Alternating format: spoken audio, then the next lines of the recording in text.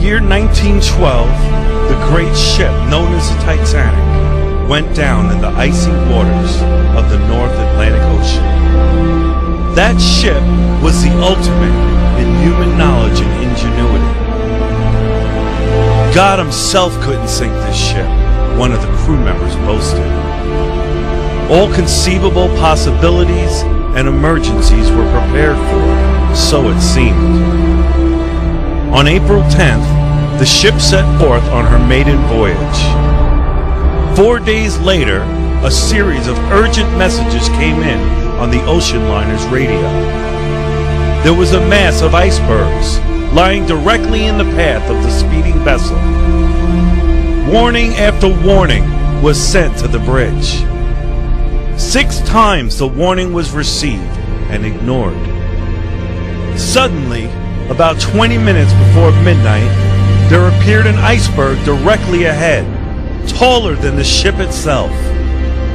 The captain's last-minute efforts to turn the giant ship were all to no avail. The Titanic struck the iceberg, tearing a 300-foot gash in its hull.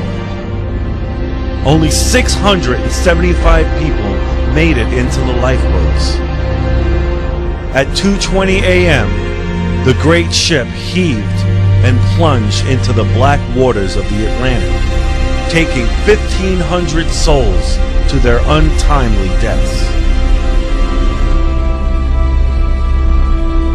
This is a picture of the world today, rushing full speed ahead, unaware of the impending, unseen disaster ahead. Just as the Titanic received numerous warnings, so too have end-time Christians. We are witnessing last-day prophecies being fulfilled right before our very eyes. The formation of Israel, an increasingly lawless society, the rise of false prophets, an increase in knowledge, wars and rumors of wars, earthquakes and famines, the world headed for a one-world government.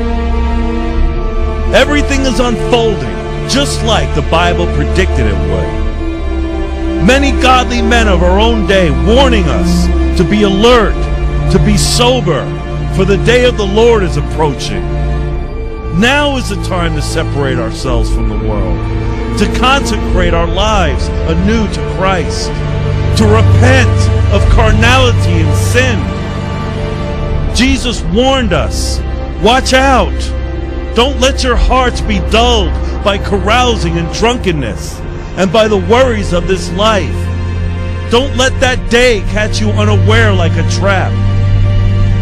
Yet, the great majority of confessing Christians seem impervious to such warnings. They're still running around the deck of the ship with the rest of humanity, feasting at the world's banquet table, unconcerned by such alarms. Their constant round of indulgence in sports, network television, and carnal internet fare reveal where their true devotions lie. They're drunk with the spirit of this world, unprepared to face what is quickly heading our way. However, there is a remnant. They've heeded the warnings. They're already heading for the lifeboats. They are doing their utmost to separate themselves from this fallen world system. They're turning off their TV sets. They're limiting their time on the internet and slowing down the pace of their lives. Their hearts are in heaven and their focus is on the eternal. What about you, dear friend?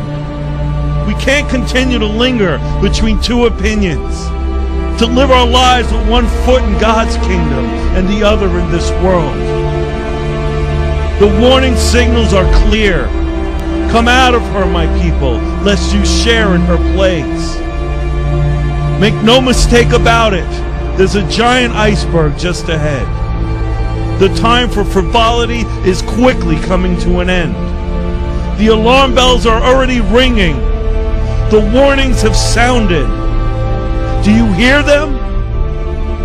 Are you getting into the lifeboat? Or are you still on deck gorging yourself with the world?